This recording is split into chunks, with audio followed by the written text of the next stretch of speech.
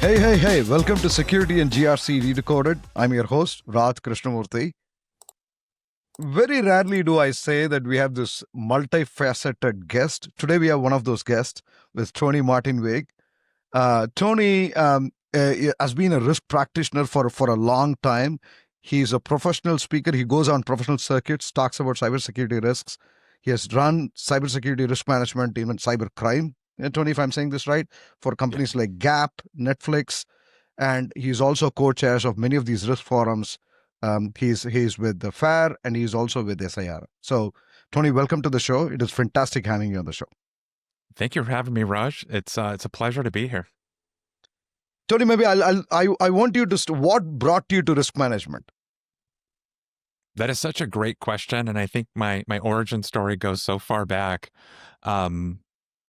So I started out like a lot of people do in information security or risk management, just doing run-of-the-mill IT work. My very first job was first-line phone support for a computer manufacturer.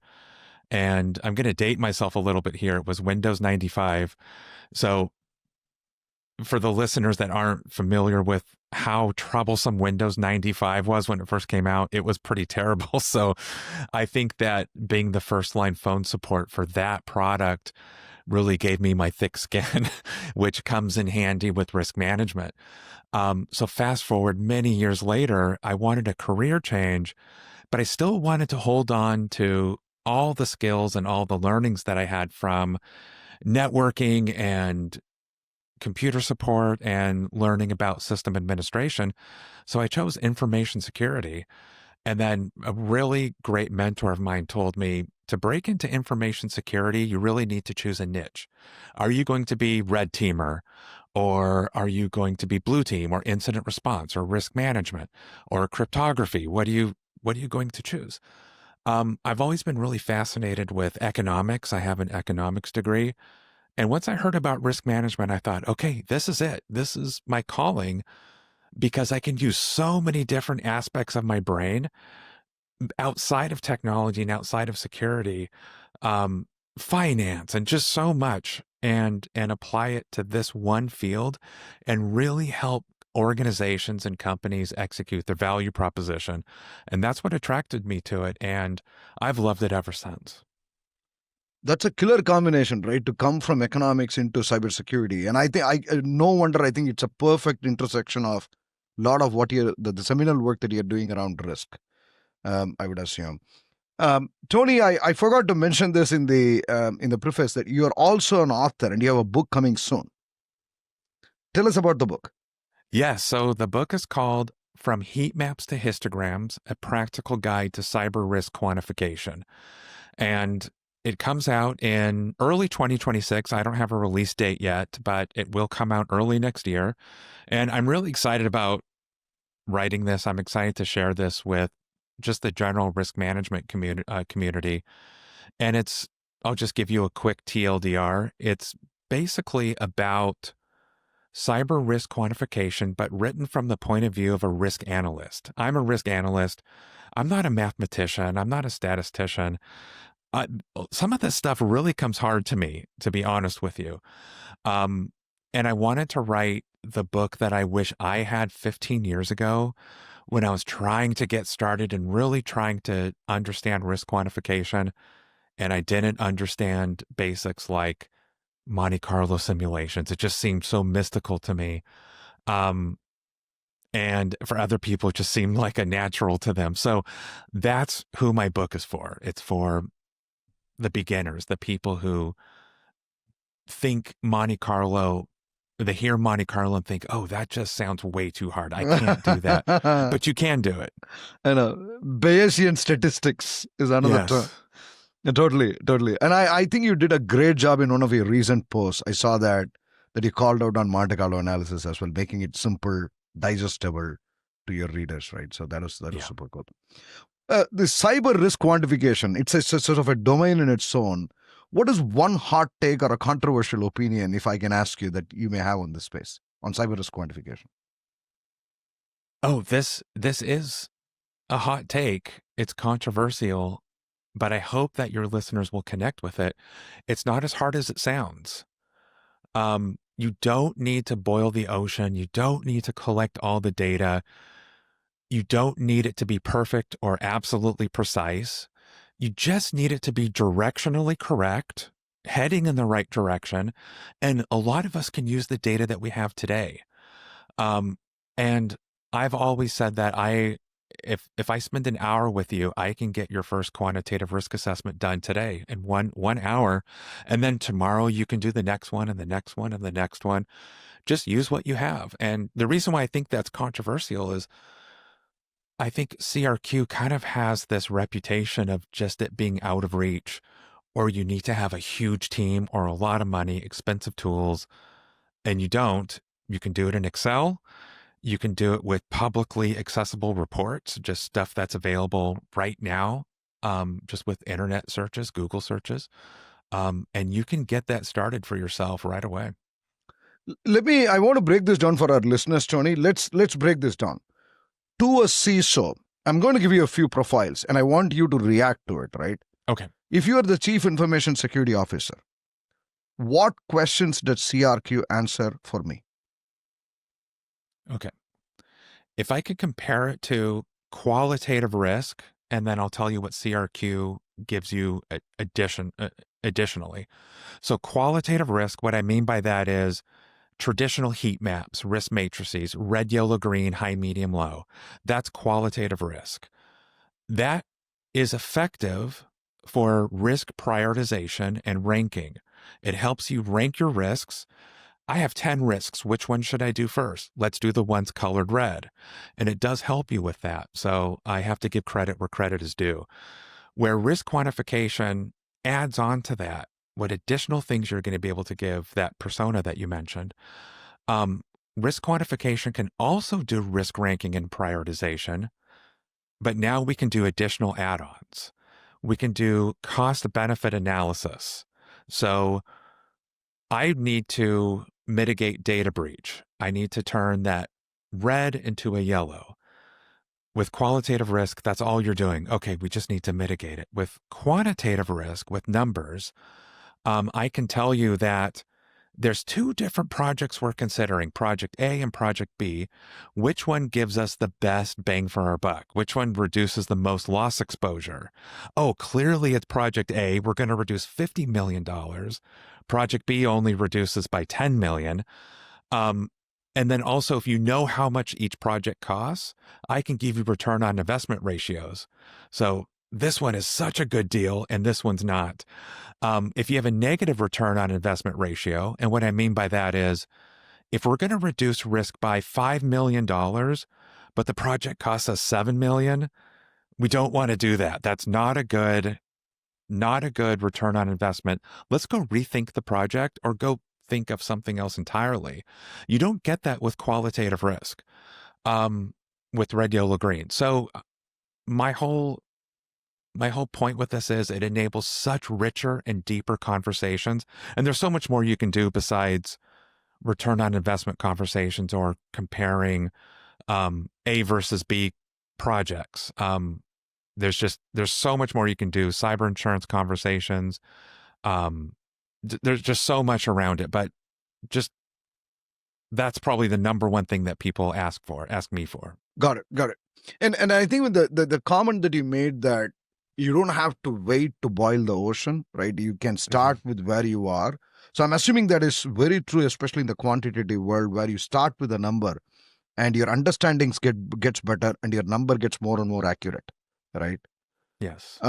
What is typically the time it takes for you to start a program like this and get to a point where it is a reasonably good quantification program?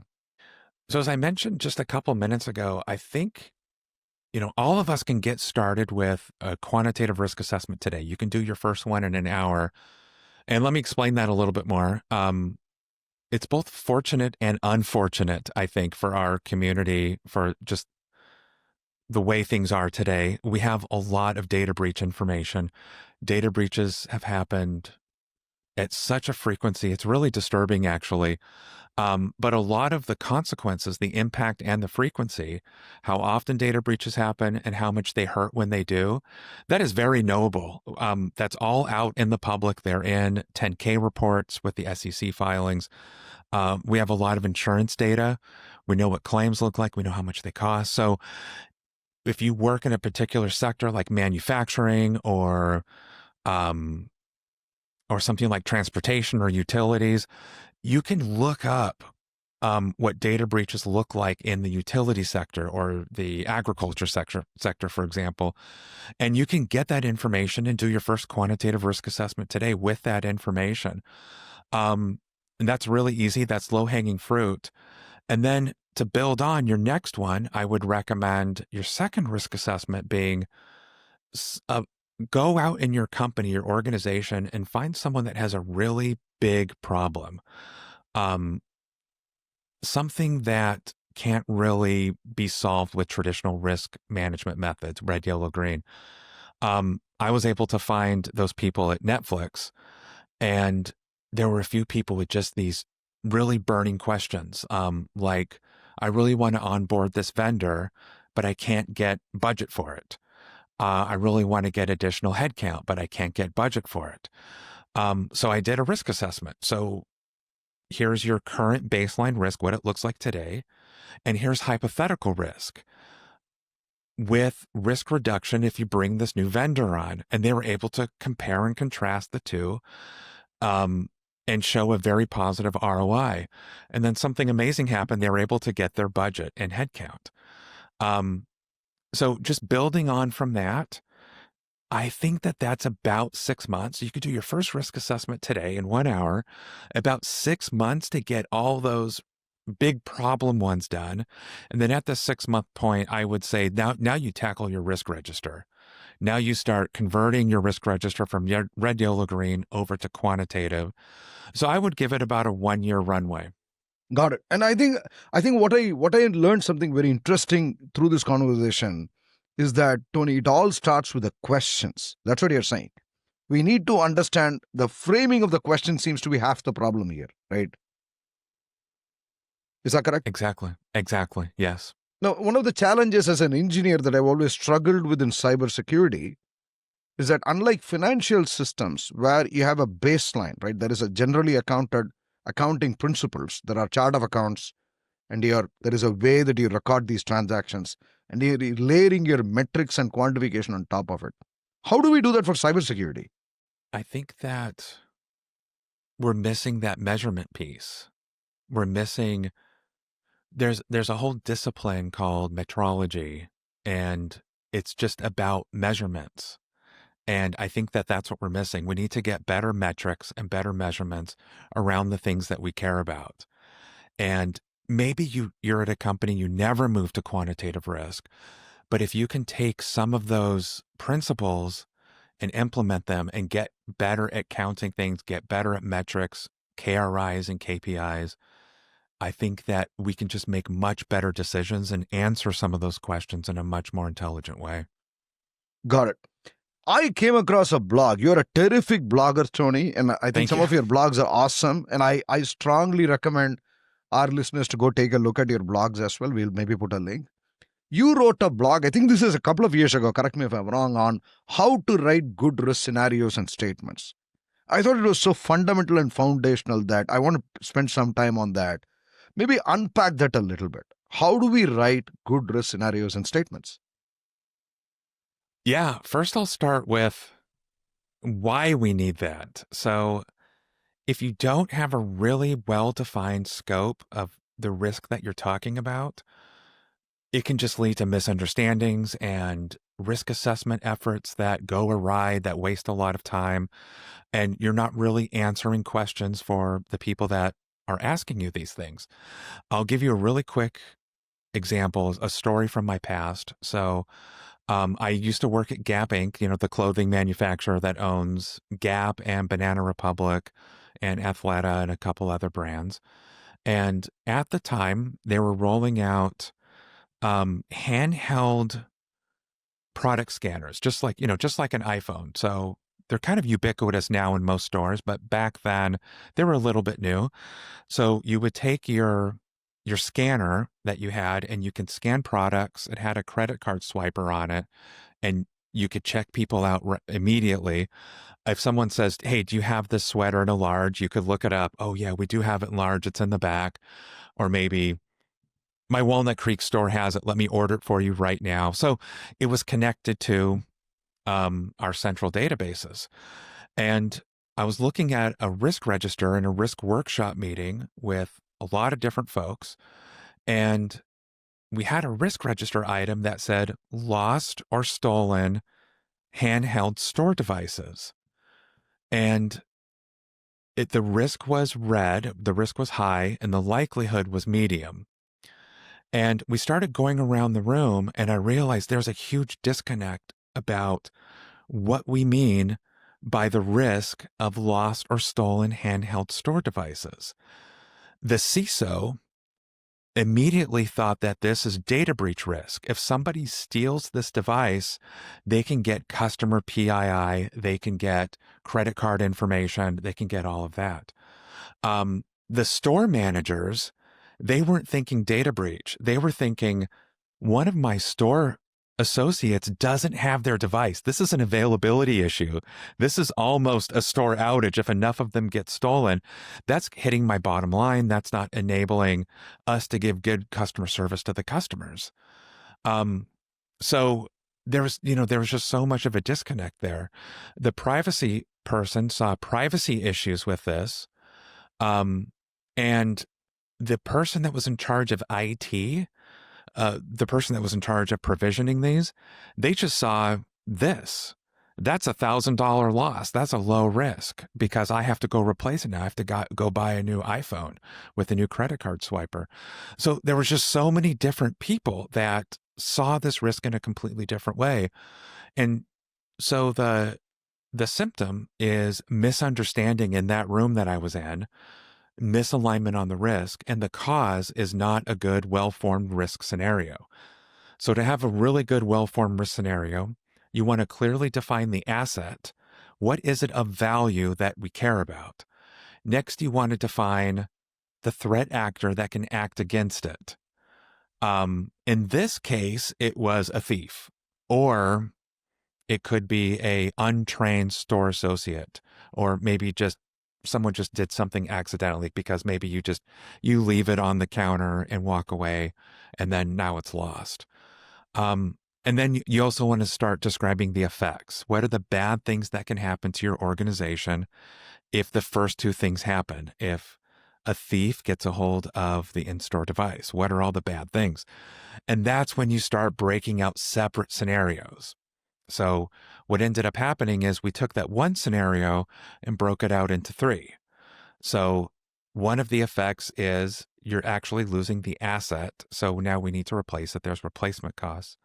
Another one is there is a chance of a data breach scenario if the phone's unlocked and they get access to customer data.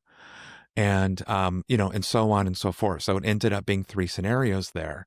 And that's why it's so important to get this one foundational thing nailed before you do any type of risk assessment. And this foundation applies to qualitative risk and quantitative risk. All of us, we need to get this one skill nailed down. No, I think that's a fantastic, beautiful example, Tony. And I think I'm able to sort of relate to this very clearly. The question, though, is that when this information gets surfaced, very different perspectives, the CISO's view different than the store manager's view, what the view does the board get? They want to see aggregate view typically. The board doesn't necessarily care that we lost 6 devices out of our entire fleet, and it cost us, $30,000 to replace them and shut off accounts and do all the incident response. They might not care about that. I think that boards typically care about aggregate risk. So this is how much risk exposure we're carrying for data breach risk, or this is how much risk exposure we're carrying for all of our in-store devices, including cash registers and all of that. And I think that if you can start to tie it to really interesting conversations the board cares about, CISOs will find themselves really successful in these types of encounters. So, for example, here's our total exposure for data breach, and this is what we're doing to mitigate it. But more importantly, these are the trade-offs we're making during mitigation. These are the opportunity costs. This is what we want to do, but we're not able to do. And if you can put it in financial terms, then you're just having so much richer conversations. So, should we mitigate data breach risk, or should we put out a new product line? Um, and then people can start making really good informed trade-offs about some of these things. And we talked about the Monte Carlo simulation before. I want to bring that back in. How does Monte Carlo analysis fit into what you just talked about on this scenario? I know it just sounds so mystical and so confusing, I think, maybe to a lot of folks, including myself when I first started getting started. Monte Carlo simulations, in true mathematician form, the person that invented it came up with a really esoteric, confusing name for something that's incredibly simple. So a Monte Carlo simulation is just a simulation of events. So I'll just give a really quick example. If you have a coin, I wish I had one, I would actually flip it. It's either going to show up as heads or tails, and you can flip it 100 times and record the results.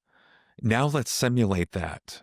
You can open up an Excel spreadsheet and just use the Excel random generator, RAND, and set it to randomly show up in a cell as heads or tails.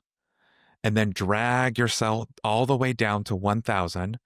And now you're simulating 1,000 trials of coin flipping, heads or tails. And now you count how many were heads and how many were tails. If you do enough trials, it's probably going to be 50-50, at least very close to 50-50. I just described a Monte Carlo simulation, and your listeners can go do that right now in Excel. And that's your very first Monte Carlo simulation in your Got life. it. So I would congratulate everyone for doing that. Now, just take that and apply that to cyber risk. We know generally, we know how often data breaches happen, and we know generally how much they cost in our sector. So just take banking, for example. We know how much they cost and how much they happen. What we want to do is simulate 50,000 2027s, because a data breach is kind of like earthquakes. They kind of happen all the time, and once in a while you have one that really hurts, like that 9.0 earthquake. So we want to simulate 50,000 2027s so we could see the distribution of that. How many of them do we get that really hurt, and how many don't hurt very much at all?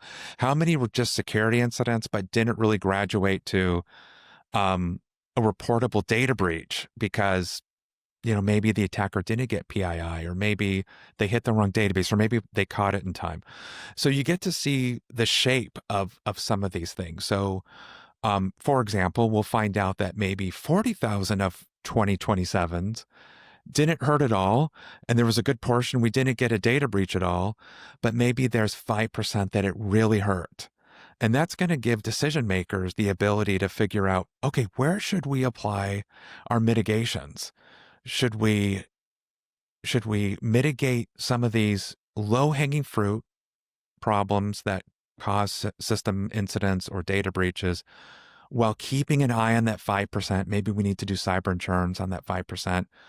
What should our policy limits be? It just answers a lot of those questions. Got it. I think one challenge I see when I try to do this is that in the case of a coin flip, these are independent probabilistic events, right? One coin flip has no bearing on the other, at least in theory. But in cybersecurity, risks are interconnected. They are dependent. They are not independent.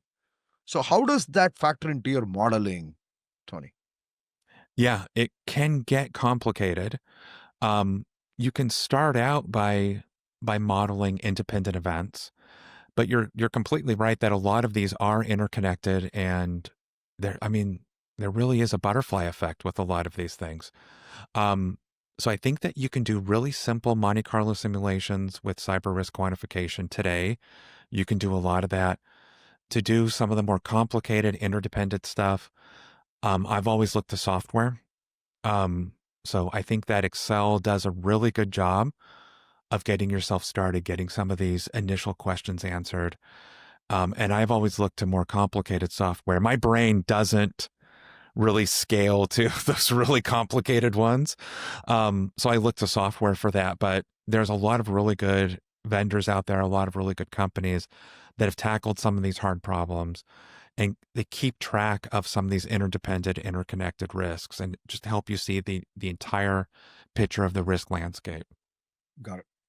And as a risk practitioner, I think you talked about this earlier in the store example, right, on the handheld device. Everybody has their own perspectives, and when you go talk to people, right, and even that is true, even when you present to the management on the board, they have a feel of what the risk is. And I think you came up with I saw that in a blog post recently that you did a great job of articulating a diagnostic framework as we have this conversation. Can you describe that for our users? Sure. So you walk into a boardroom and then you present ransomware risk is $50 million. The most likely value is 50 million. When it really hurts, it could be up to 100 million. And then somebody raises their hand and says, that feels too high to me. And it's a really good conversation to start to have. It can be frustrating because you've spent, presumably months on this. You don't get offended when they say that. You say, I've been spending 3 weeks on this stuff or 4 weeks on this stuff. And you say feels good or feels low. Do you get offended? I never get offended by, I don't get offended by anything in risk management. You just can't. You can't. You gotta be able to have a thick skin and really stand behind your numbers, and speak exec. So there's a few different diagnoses for this. When someone says it feels high, it could be their bias. And bias creeps in a lot of different ways. Maybe they felt that it should be a lot higher or it should be a lot lower. And you need to ask them, so what would a comfortable number be to you? And I'm not asking that question to change our risk analysis because we have to be very honest and ethical and data-driven. I'm trying to get to the root cause of why it feels that way. So if it feels too high, maybe they think that they need to dig deeper into the data and understand some of the ripple effects. Well, we counted some of the legal ramifications of this, of shareholder lawsuits, of extended outages, and that's why it's 50 million. And then they'll get it. Okay, maybe they think it's too low. Okay, so why do you think it's too low? Hey, you didn't count this system over here, and they can teach you something. Maybe you need to go back and recalculate some of your data. So sometimes you got something wrong. Sometimes they're not understanding it correctly. You need to really walk it through. You need to walk through some of the assumptions that you made. But I always like it when people say it feels too high or feels too low or that seems off, because it means that they're engaged and interested in the risk analysis results. And it gives me an opportunity to dig in deeper and really try to have a good conversation about the nature of risk, which is all I'm really trying to do in the first place anyway. Got it. And how do you, from that qualitative aspect, how do you generate a very quantitative, maybe a scientific number or a range like an annualized loss expectancy or a single event loss expectancy? What is the thought process? How do you take from this bucket of things that you got from people to this number?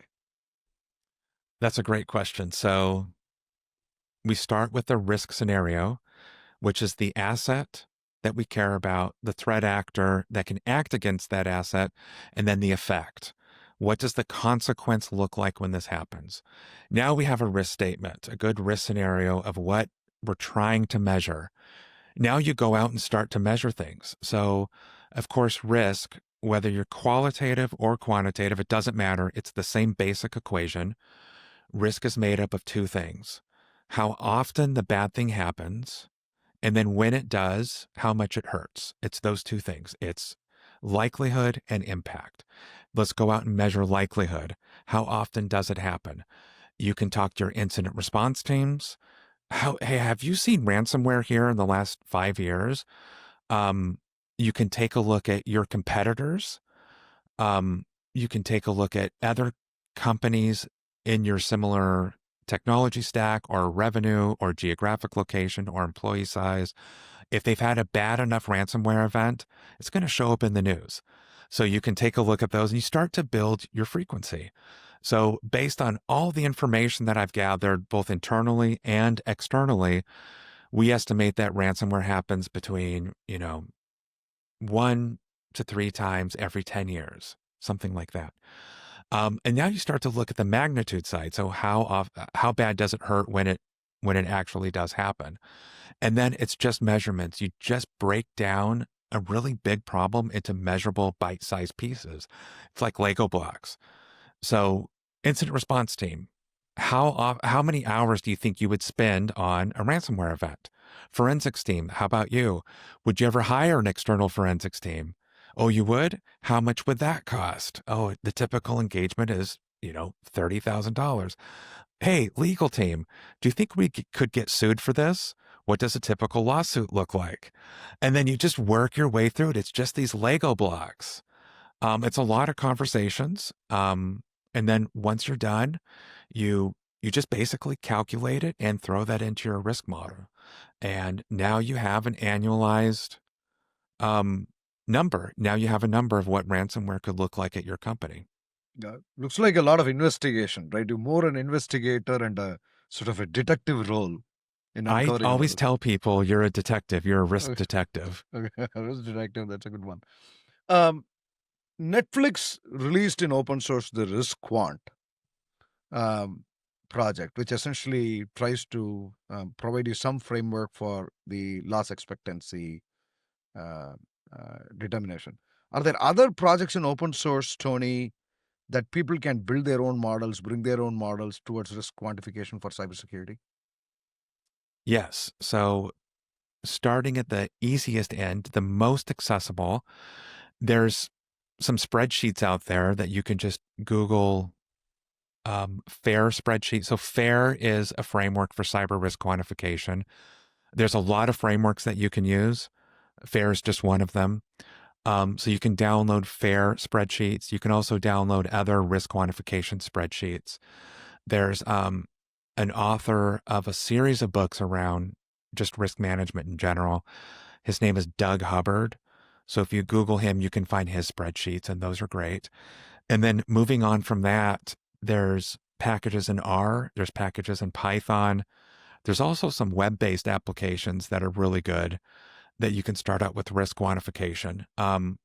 But all of them have a few things in common. They all use Monte Carlo as the engine behind it, because Monte Carlo allows us to simulate many futures, many 2027s. And they also always use the same basic risk equation: likelihood times magnitude equals risk. And they all have that in common. So I would encourage your listeners to just find what works for them. You could use FAIR. You don't have to use FAIR. You can use anything you want. Just find what works for you, what works for your company. Got it. You also talk about the 6 levers that impact risk management. Can you describe that for us? Yes. So when you're assessing or reassessing risk, what factors come into play? What influences risk? What moves risk up or down? And I think that a lot of us risk managers, and I'm guilty of this too, whenever somebody asks me, well, what moves data breach risk up or down? I only think risk mitigation. Hey, so we turned these 5 reds into yellows because we put all these projects into place, or we mitigated $10 million of exposure. We reduced $10 million of loss exposure because we did all of these things. We got better incident response. We got better EDR. We got better detections. But there's a lot more to that. You can move the frequency down through mitigation, but frequency can go up if your attackers get smarter, or they get better resourced, or they develop new tools, or maybe one of your controls that worked yesterday doesn't work today. I remember way back when we wanted to mitigate data breach or password compromise by creating long passwords. So we increased the password requirement from 6 to 10 and introduced complexity. And that worked for a little while. And then we had to put in MFA.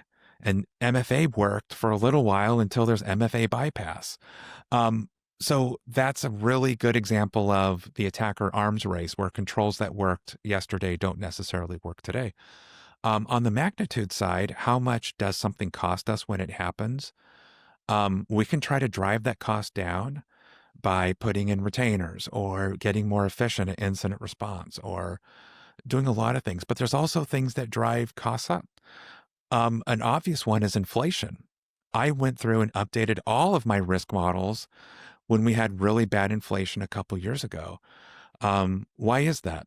Legal firms will charge us more when an incident happens, when they have to defend us in court. Forensic, to get retainers for outside forensics, that costs more. Incident response, that costs more. So I had to go through and update all of that. So I identified 6 of them, and then each 6 of those is broken out into subcategories. But those are just a few examples of both internal and external factors that can drive risk up and down. And it's a constant thing. It's a constant thing that happens. Got it. So it looks like you are actually doing a lot of data mining to get to needle sort of in a haystack problem to get to what you want. And one of the questions that I have is that the traditional notion of compliance is that you start with operations and you end with audit, right? And you're proving to some external body about the things that you promised that you would do. The question I want to ask you is that all that enriched data that you collect in compliance, whether it is about users and their security posture, about your systems and their security posture, how do you feed that back into risk? Or do you see a path to feeding back into risk? What should happen there? 100%. I love my compliance teams, and they're my best friends, along with Okay. my auditors and my governance people.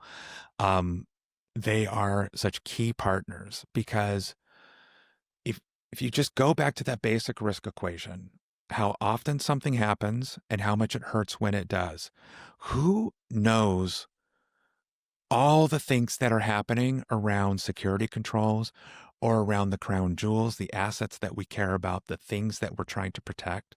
Compliance. Compliance knows a lot about this, especially how much it hurts. So I'll just keep going with the ransomware example.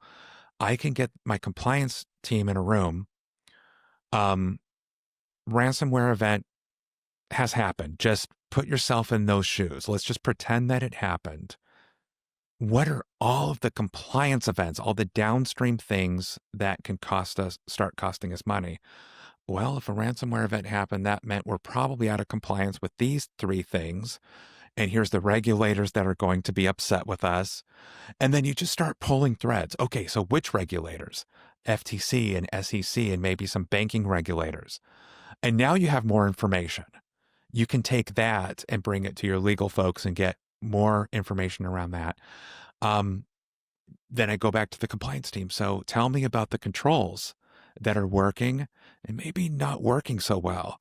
And how does that influence risk? And it's just having all these conversations, writing it down, getting more information, and going back to that basic risk equation and plugging that in, and just getting better and better data every day. So I love working with compliance. Got They're it. my best friends. Got it. And maybe it is a rhetorical question. Continuous controls monitoring is all about brushing teeth and doing your exercise daily, right? How much of this hygiene thing is important for risk management? I mean, I think it's incredibly important. So it's important in 2 ways. So we need to have really good hygiene in organizations, good security hygiene. If you don't, you're going to find your risk numbers go up. And I've measured it, I've seen it, and it's very provable. If you can get the basics down, you can just see your risk exposure start to level out. Of course, it goes back to the 6 levers that influence risk. You need to stay on top of that and constantly be redefining what it means to be hygienic, what good security hygiene means. You need to redefine that all the time because the world changes so fast. The second aspect of that is you'd have to have really good risk hygiene. Do you sit in a room and play pick a color? Hey, what's data breach? It's red today. I've been in companies that have done that, and it's really frustrating because it's not data driven. When you go out and measure risk, are you writing those things down? When you make a forecast about something, hey, I think data breach is going to be $70 million next year.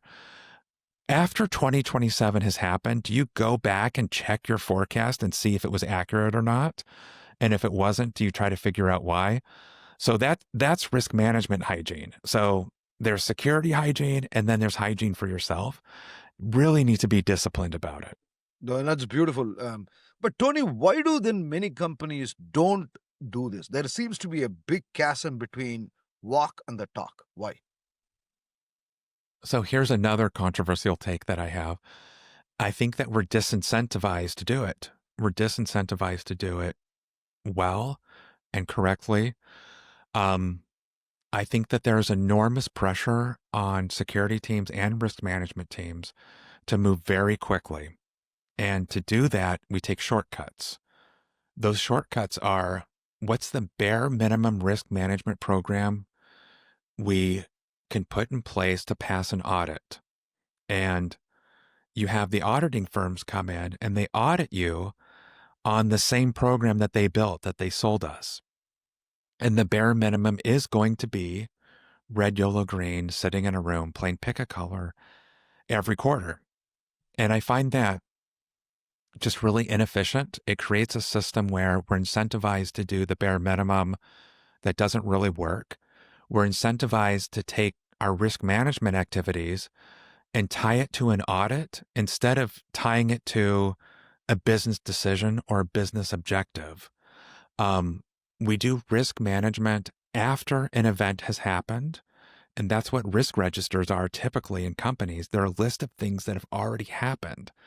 You shouldn't be doing that. We should be doing risk management on things that haven't happened yet, but can really negatively impact our value proposition.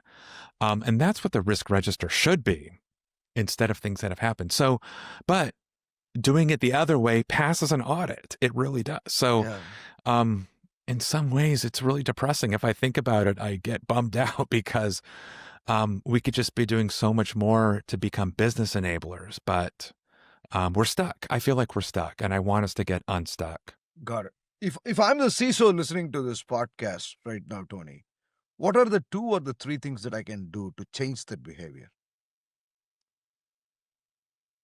I'm not even going to mention risk quantification because I think that there's some foundational things that we need to put in place before we can think about risk quantification. And the first one is CISOs should expect more from their risk management teams. Go look at your risk register.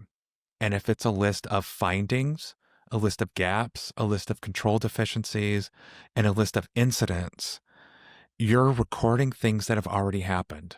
You should challenge your risk management teams to really try to tie their risk management activities to business objectives and things that haven't necessarily happened yet. And then you can start to have much better decisions around that. The next thing is, how are you assessing your risk? Do you sit in a room and play pick a color on a risk matrix? Or are you going out and talking to people and trying to understand if data breach happened, if ransomware happened, what are the legal ramifications? What are the opportunity costs? What are the productivity losses? What are the incident response costs? Even if you're just using red, yellow, green, you need to have those conversations with people so you can understand the full scope of risk. Those are the 2 things I would recommend to CISOs to go out and start doing. Start demanding more. Don't settle for breadcrumbs. Demand more from your risk management teams. Got it. No, that is beautiful. Um, What is the role of generative AI and large language models, the way in which companies adopt and use them? What is that effect? What is the effect of those technologies on risk management? I love that question because it's like an onion, right?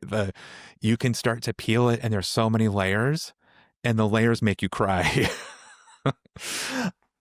um so I I want to answer the question by just going around a little bit with the onion super quick.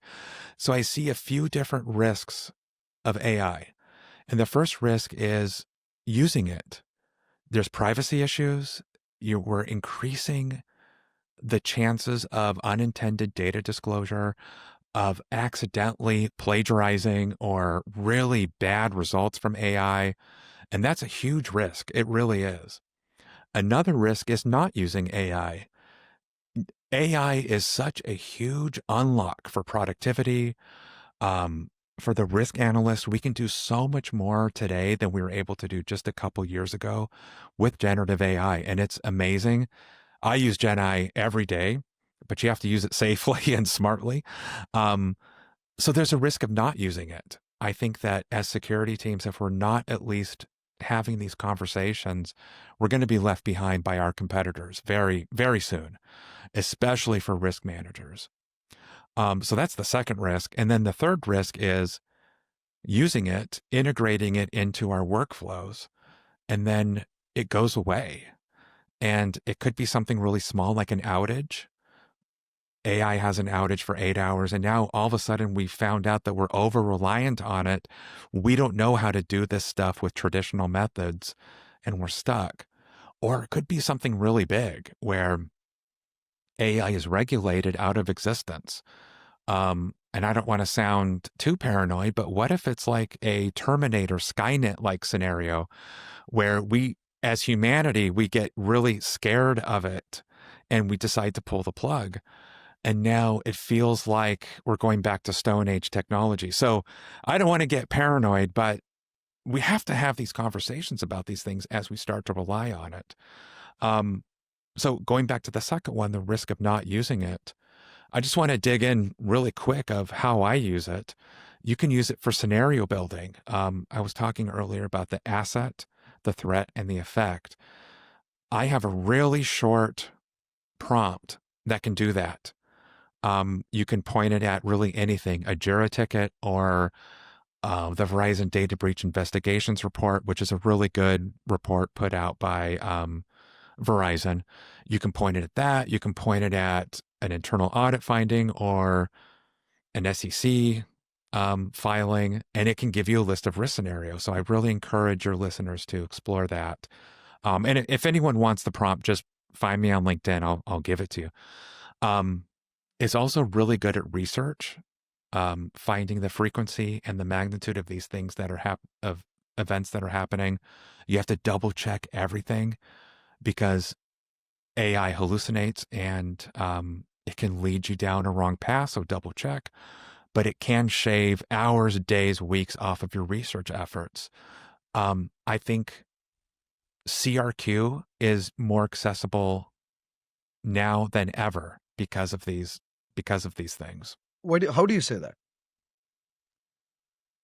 You can speed up your quantitative risk assessment by a factor of 100 by harnessing generative AI to build risk scenarios, to do your research, to parse PDFs, to parse incident response logs.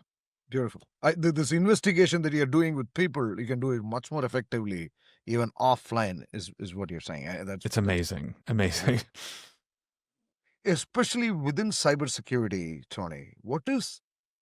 How do you view G, R, and C? And the reason I'm asking that question is, in many cases, when I use the word GRC, most people hear the word compliance. They don't hear G and R, right? Mm-hmm. So how do you see this integrated approach of GRC especially for cybersecurity? It's just incredibly important. If you work in a security team right now, or you work in security team adjacent, and you don't know your GRC team on a first name basis, please go fix that tomorrow. Go get to know them because they see a different point of view from not only security operations, but the things that can really hurt your company. The governance people, the compliance people, and the risk people, they just have a different point of view. It's not better or worse, but it's just a different point of view from security operations. And I think understanding that, understanding the work that they do, understanding the types of things that they analyze and assess can really help you get a much well-rounded view of not only just your company, but the things that threaten the company. And that's why we're all here, right? We're all here at our organizations to see the company succeed. Um, Security teams don't exist to secure the company. That's another hot take of mine. We don't exist to secure the company. We exist to help the company succeed in a secure way, move fast safely, execute our value proposition safely. How do we do that? Um, and your GRC team knows how that's happening. So please go make friends with them. I love it. I love it. And I think that's a very clear call for action for all those engineers, particularly listening to this. I would absolutely echo that. What do you see as the current state of GRC tools? I think you went into great depth about the analysis, the investigative aspects of risk, but how good are the today's GRC tools to do what you're saying? It is so exciting right now. I think it's such an exciting time to be in this field. It's such an exciting time to be alive, just in general, I think, because technology is enabling so much.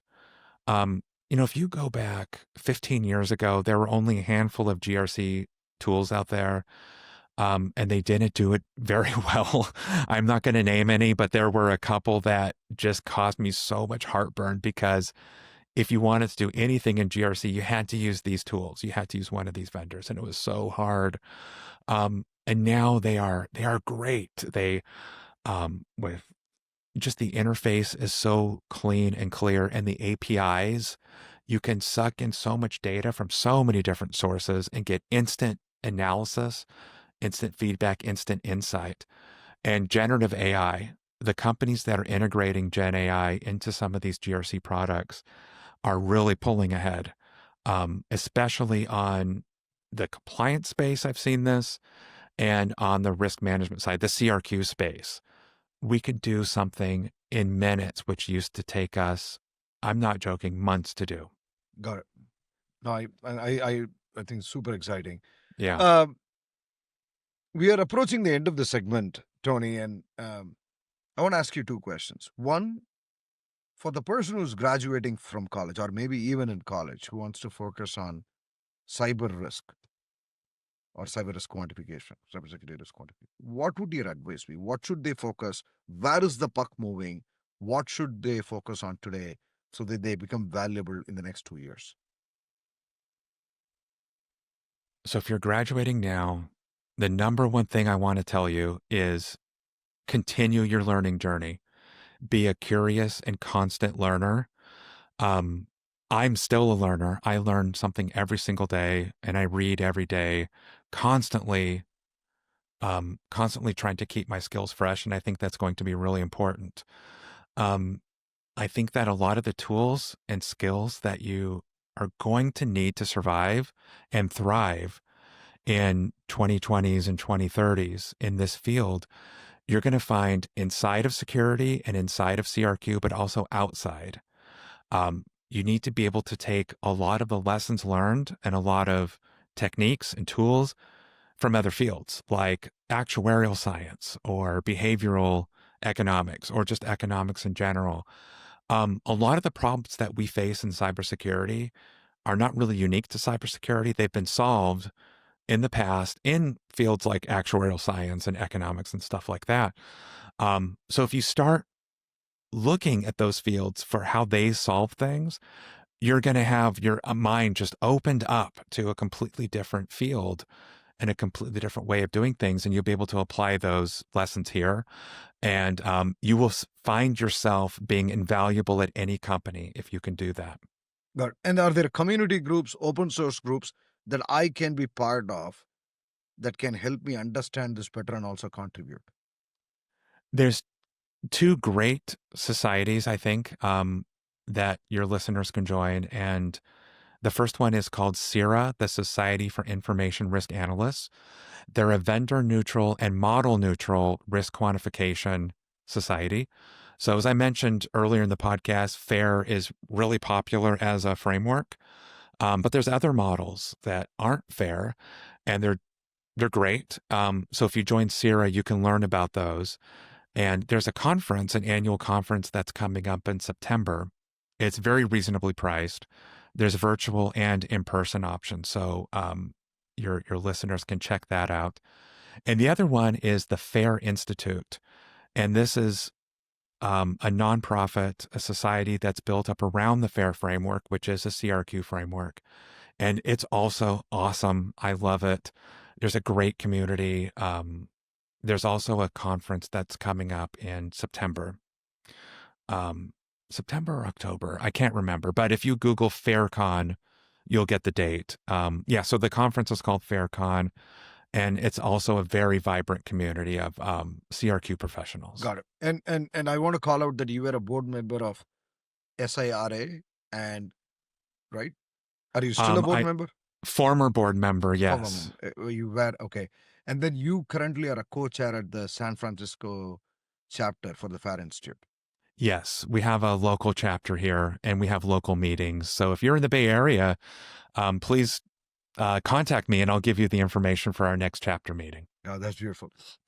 I want to end with this question. I want to give you the next 60 seconds or so, Tony, to shout out the book. I see a bookstore behind you.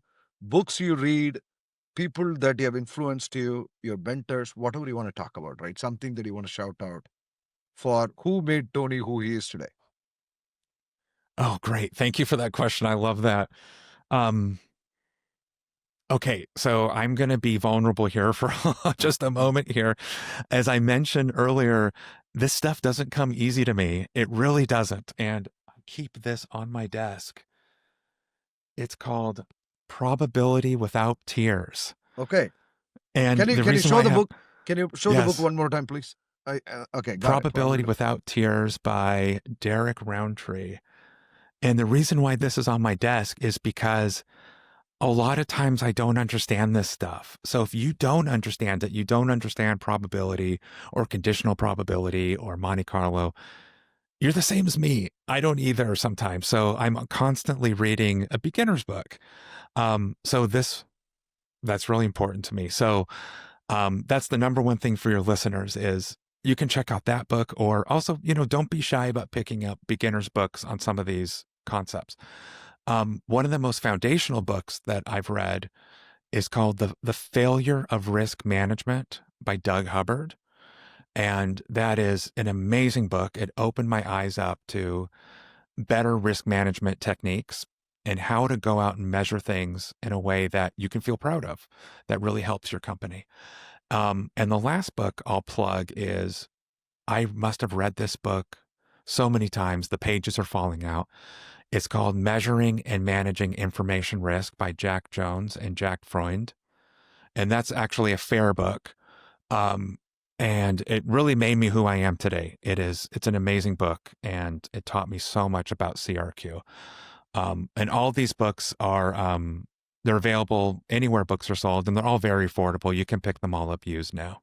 And all of those are fantastic people, like Jack, Freud, Jones, and Doug. So they're great guys. Yeah. And so, Tony, this was a fascinating conversation into the world of cybersecurity risk management and risk quantification, I should say. Super thanks for joining us here. And thank you. Thank you for having me, Raj. I really appreciate you having me on and letting me talk for so long. And thank you to the listener.